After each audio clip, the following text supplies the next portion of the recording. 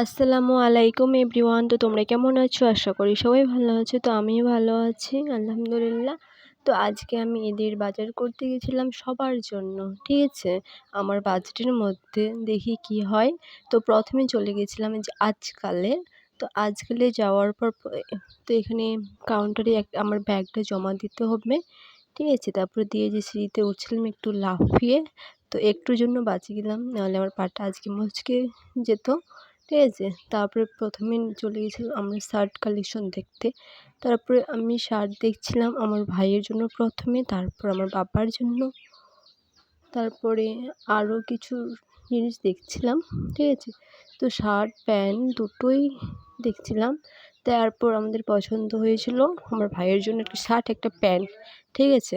তারপরে ওখান থেকে পছন্দ করে চলে যাচ্ছিলাম আমরা পাঞ্জাবি স্টোরে। তো পাঞ্জাবিগুলো মোটামুটি ভালো লাগছিলো আমাদেরকে, ঠিক আছে? তারপরে পাঞ্জাবি যেহেতু দুটো ওখান থেকে পাঞ্জাবি নিলাম, আর পাঞ্জাবি কালারগুলো বেস্ট মিষ্টি কালার ছিল, ভালোই সুন্দর ছিল। তারপরে চলে এসেছিলাম আমরা শাড়ি দেখতে।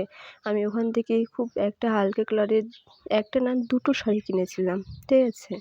তো খুব সুন্দর কালারগুলো, তো পরে দেখাবো একদিন, ঠিক আছে? তারপরে আমি চলে গেছিলাম আমার ভাইরাল পাকিস্তানি ড্রেস কিনতে।